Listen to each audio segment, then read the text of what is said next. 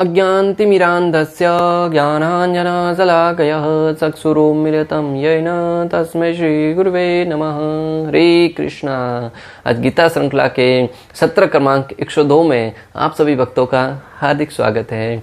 आज हम श्रीमद् भगवत गीता के तीसरे अध्याय कर्म योग के श्लोक क्रमांक 6 और 7 का अध्ययन करेंगे। श्लोक इस प्रकार है। कर्मेन्द्रियाणि संयम्य य आस्ते मनसा स्मरन् इंद्रियार्थान् विमूढ़ आत्मा मिथ्याचारस्य उच्यते। अर्थात जो कर्मेंद्रियों को वश में करता है किंतु जिसका मन इंद्रिय विषयों का चिंतन करता रहता है वह निश्चित रूप से स्वयं को धोखा देता है और मिथ्याचारी कहलाता है। भगवान श्री कृष्ण यहाँ पे कह रहे हैं कि वो व्यक्ति जो इंद्रियों को वश में करने का दिखावा तो कर रहा है परंतु उसका मन है वो हमेशा इंद्रियों का भोग करने के प्रति ही आसक्त रहता है। दुनिया के नजरों में वो हमेशा एक भक्त बनकर रहना चाह रहा है, दूसरों के सामने एक सज्जन व्यक्ति बनकर रहना चाह रहा है, दिखावा तो वैसा करता है परंतु उसकी इंद्रियां है वो उसका मन के वश में है, वो हमेशा उसका मन है वो इंद्रिय भोग के प्रति लालायित रहता है। वो व्यक्ति भगवान श्री कृष्ण कहते हैं कि मिथ्याचारी कहलाता है। वो निश्चित रूप से स्वयं को धोखा दे रहा है। उसको लगता है कि मैं दुनिया को धोखा दे रहा हूं, दूसरों की आंखों में धूल झोंक रहा हूं, परंतु वो स्वयं को धोखा देता हुआ प्रतीत होता है। भगवान यहाँ पर अर्जुन के माध्यम से हमें सचेत कर रहे हैं कि भक्त साधु बनना या भक्त की तरह दिखना दोनों में काफी अंतर है।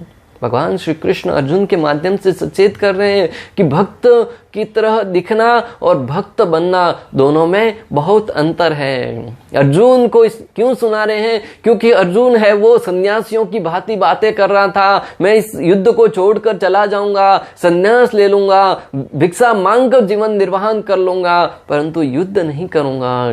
तब भगवान श्री कृष्ण कड़वे शब्दों का प्रयोग करते हुए कहते हैं कि भक्त बनना और भक्त की तरह दिखना दोनों में काफी अंतर है। तुम सन्यासी की बातें तो कर रहे हो परंतु तुम्हारे अंदर जो मन के अंदर इच्छा है वो अभी भी दुर्योधन को मारने की है, वो अभी भी दुर्योधन को परास्त करने की है। तुम मेरे समक्ष तो साधुओं जैसी बातें कर रहे हो कि मैं सन्यास ले लूंगा, परंतु तुम्हारे अंदर का जो मन की जो इच्छाएं हैं वो ऐसी इच्छाएं नहीं है। हम भी अक्सर कई बार आपने अनुभव किया होगा तो हमारी इच्छाएं कुछ और होती हैं परंतु दूसरों के सामने हम प्रकट किसी और रूप में करते हैं। तो उस अवस्था में हम स्वयं को और धोखा देते हुए प्रतीत होते हैं, किसी और को धोखा नहीं दे सकते।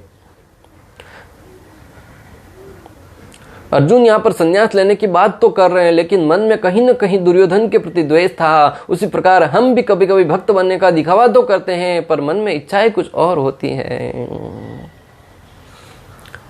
जिस प्रकार अर्जुन मन में इच्छा युद्ध करने की होते हुए भी संन्यास की बातें कर रहा था, उसी प्रकार हमारे अंदर भी कभी कभी इच्छाएं कुछ और होती है और हम भक्त बनने का दिखावा करते हैं। कई बार आपने देखा होगा कोई व्यक्ति संन्यास के स्तर तक भी चला जाता है परंतु उसके अंदर जो संन्यास की विधि है उसको पालन करके नहीं वो उस स्थिति तक पहुंचा है।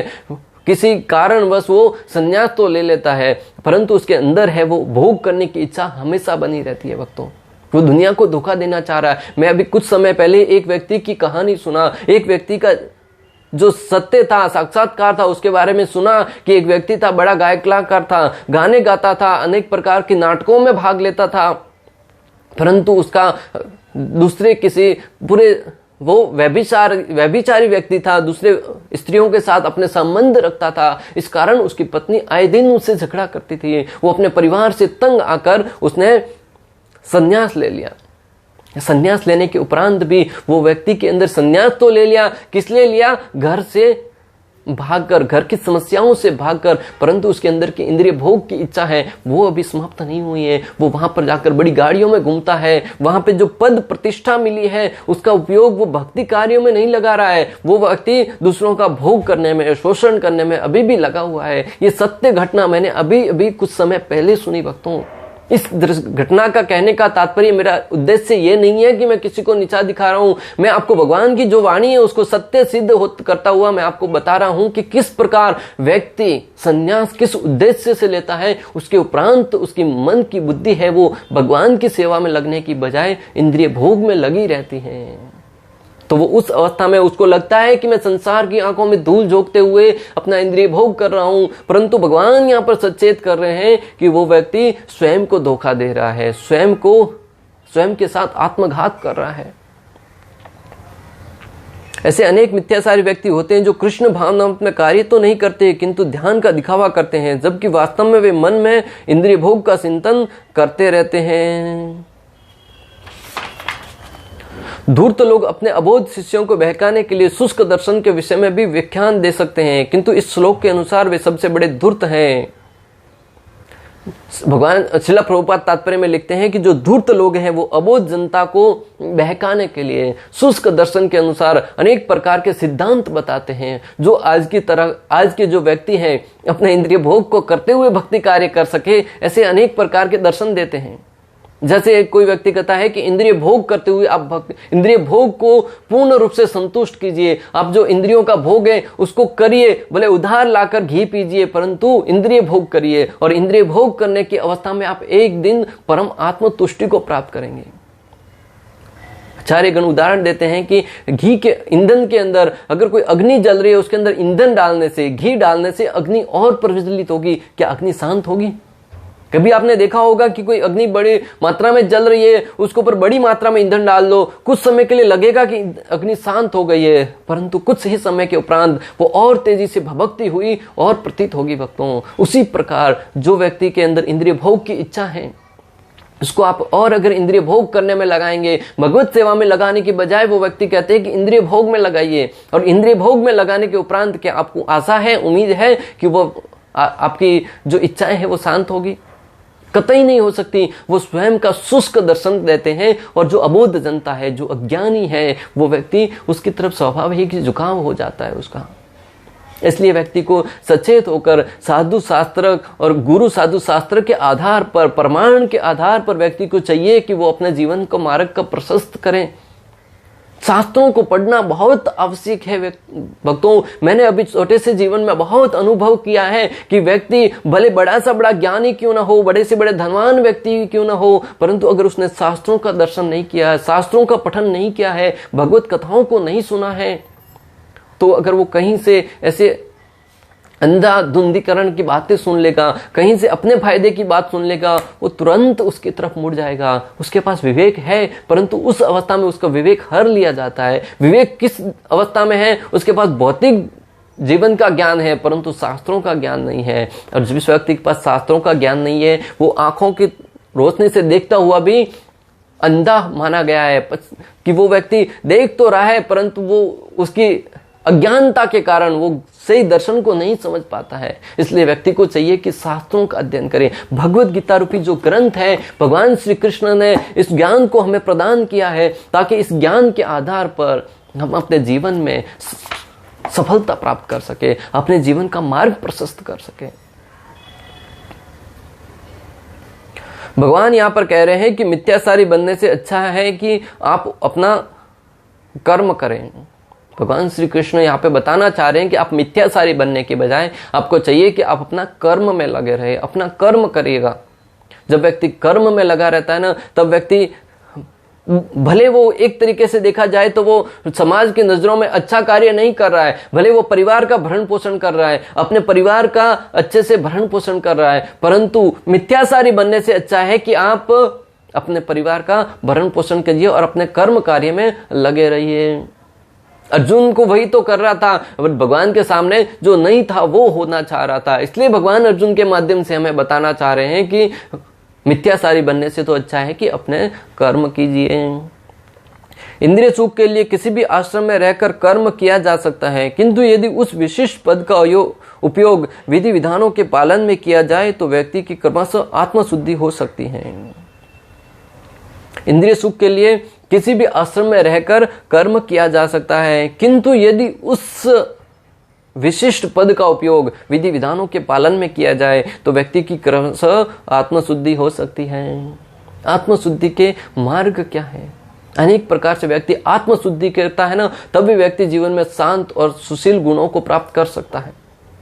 जब तक व्यक्ति की आत्मा शुद्ध नहीं होगी, बाहर से आप कितना ही नहा लो, कितना ही शरीर को शुद्ध कर लो, अनेक प्रकार के द्रव्य पदार्थ लगाकर चेहरे को अनेक प्रकार से सजा लो, परंतु अगर अंदर कड़वाहट भरी पड़ी है, अंदर गंदगी भरी पड़ी है, तो व्यक्ति को जब तक नहीं बोलेगा तब तक तो सुंदर दिखेगा, परंतु जैसे ही बोलता है उसके अंदर से गंदगी बाहर आती है। भक्तों, व्यक्ति के चेहरे पर मत जाओ। चेहरा सुंदर दिखने में हो सकता है, परंतु वो चेहरा कभी भी आपको धोखा दे सकता है। परंतु जिसके अंदर का हृदय शुद्ध है, जिसने अपना हृदय भगवान को प्रदान कर लिया है, उस हृदय में अगर परमात्मा निवास कर रहे हैं और वो हृदय धीरे धीरे उसने हरिनाम के द्वारा हृदय का शुद्धिकरण किया है, तो वह व्यक्ति जीवन में कभी भी आपको धोखा नहीं दे सकता। तो उस हृदय की शुद्धिकरण के लिए क्या करना होगा? जो हमारे विशिष्ट कर्म है, उन कर्मों को करते हुए जो हमें पद प्राप्त हुआ है, प्रतिष्ठा प्राप्त हुई है, उनको भी भगवान की सेवा में लगाइए।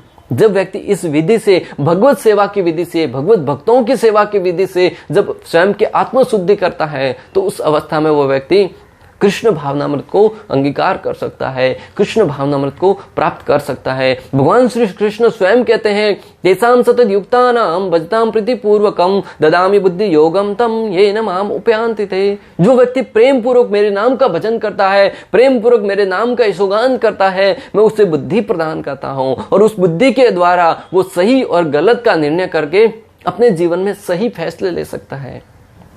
तो हम भगवान के नाम का जब भजन करेंगे, हरे कृष्णा कृष्ण कृष्ण हरे हरे, हरे राम राम राम हरे हरे, तब निश्चित रूप से भगवान हमारा मार्गदर्शन करेंगे और उस अवस्था में हम भटकेंगे नहीं। भक्तों, हम उस अवस्था में सही रास्ता क्या है उसकी खोज करके उसके ऊपर चलने के लिए प्रेरित होंगे। इस प्रकार अभी श्लोक क्रमांक 7 का अध्ययन करेंगे। श्लोक क्रमांक 7 इस प्रकार है, यस्त्व इंद्रियाणि मनसा निम आरे बतेर्जुन कर्मेंद्रिय कर्म योगम असक्त सविष्यते।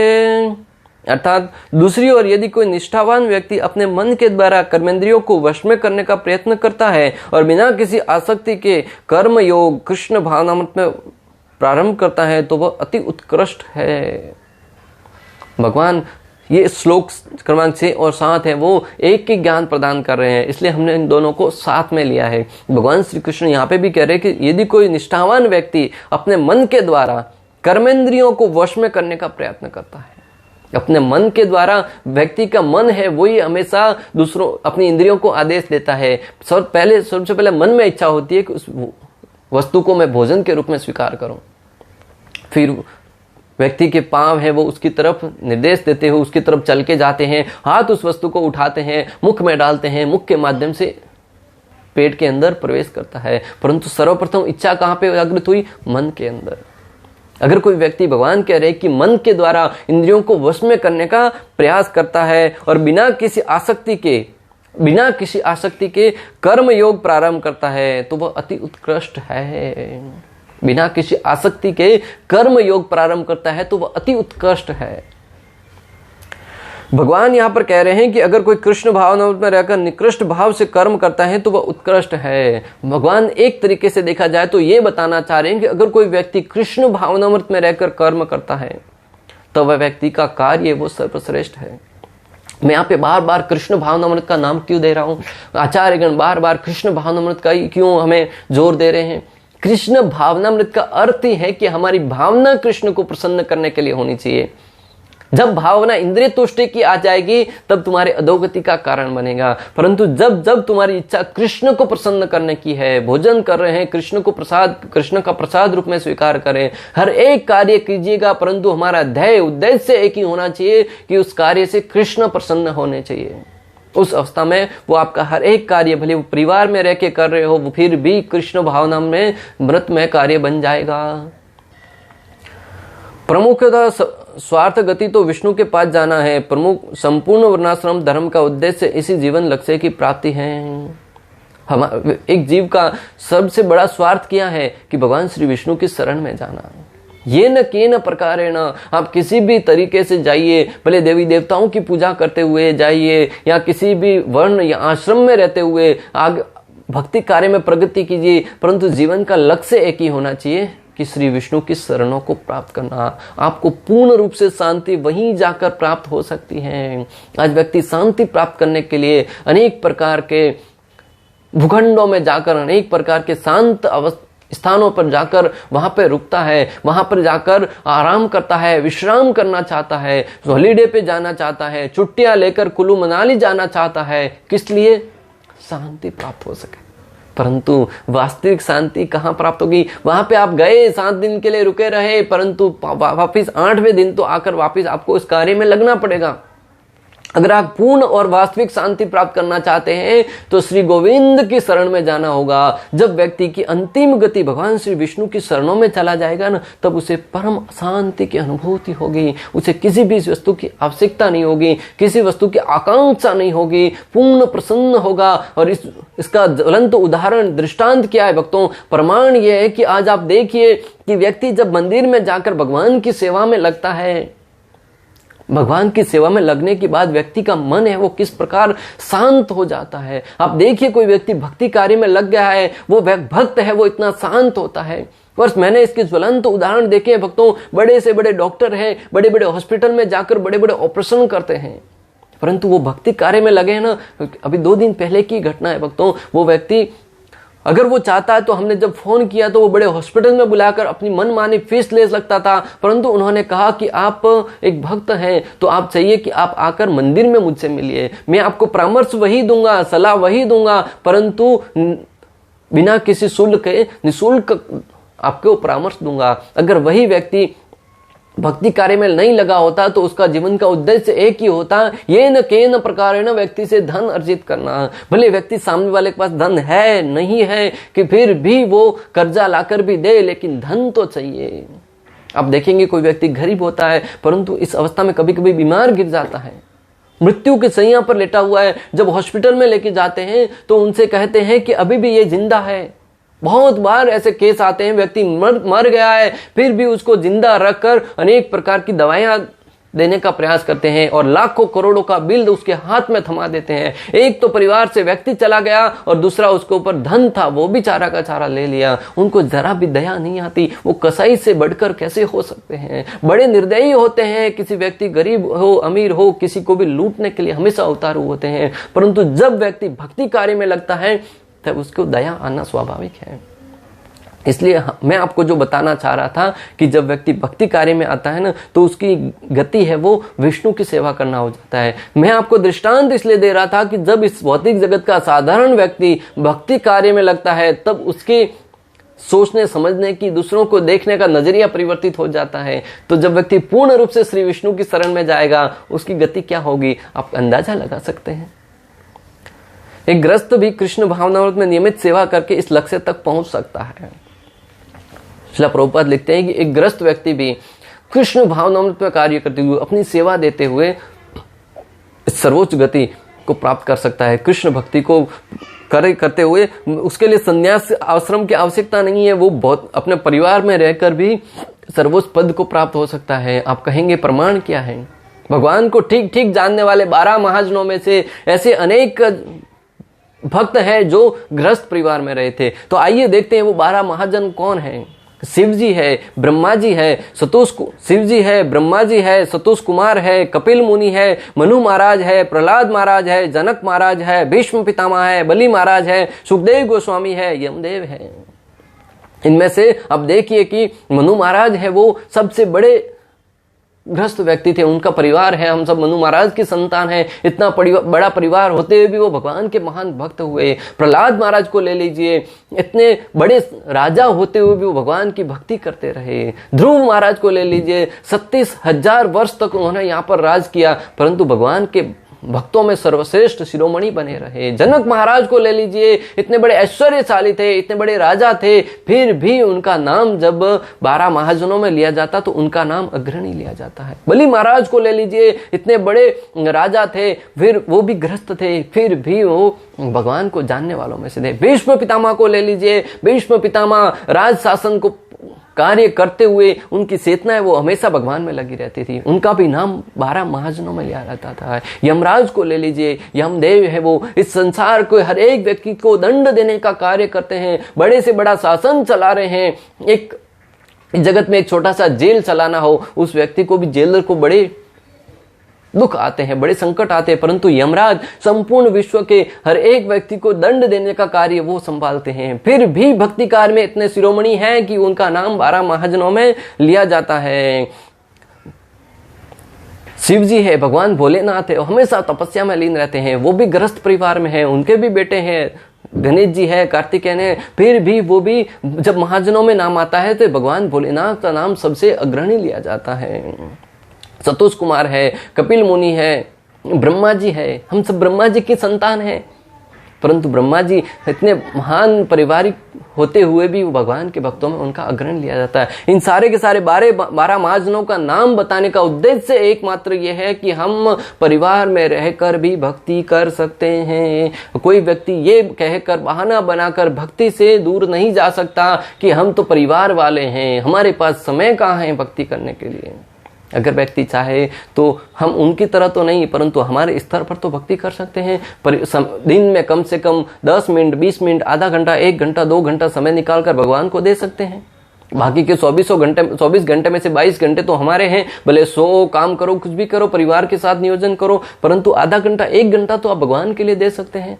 और वो समय अगर भगवान को देंगे तब तुम्हारा अधिकार बनेगा कि तुम भक्ति कार्य में किस प्रकार आगे प्रगति करो। जीविका के लिए ध्यान धरने वाले प्रवचक ध्यानी की अपेक्षा सड़क पर झाड़ू लगाने वाला निष्ठावान व्यक्ति कहीं अच्छा है। श्रील प्रभुपाद तात्पर्य में लिखते हैं कि कोई व्यक्ति अगर धन कमाने के उद्देश्य से, व्यापार करने के उद्देश्य से ध्यान धरता है, अनेक प्रकार की कथा वाचन करता है, अनेक प्रकार के व्याख्यान देता है, तो उससे तो श्रेष्ठ है कि व्यक्ति सड़क पर झाड़ू मारने वाला उससे श्रेष्ठ है। हाँ, आप कथा कीजिए, पर अगर कोई भिक्षा के रूप में आपको दान के रूप में कुछ देता है तो ठीक है, परंतु बहुत बार आपने देखा होगा कि कथा करने के लिए 1 लाख, 2 लाख, 3 लाख ऐसी राशि उनके सामने रखते हैं। जब आप इस कथा को व्यवसाय बना लेंगे, इस भक्ति कार्यों को व्यवसाय बन लेंगे, तो वो उससे श्रेष्ठ तो व्यक्ति वह है जो रोड पर झाड़ू मारता हुआ अपना कर्म कर रहा है और भक्ति कार्य में भी लगा हुआ है। ये मैं नहीं कह रहा हूँ, श्रील प्रभुपाद तात्पर्य में लिखते हैं कि ऐसे कथावाचक या ऐसे ध्यानी व्यक्ति जो धर्म का आडंबर रचते हुए धन प्राप्त करने के लिए, धर्म के आधार पर धन प्राप्त करना चाहते हैं, उनसे तो श्रेष्ठ वह व्यक्ति है जो अपने परिवार में रहते हुए सड़क पे झाड़ू मार रहा है, परंतु परिवार का भरण पोषण अच्छे से कर रहा है। तो हमें चाहिए कि हम कर्म करते हुए भक्ति कार्य में लगे रहें। इस प्रकार तीसरे अध्याय कर्म योग के श्लोक क्रमांक 6 और 7 का भक्ति वेदांत तात्पर्य पूर्ण हुआ।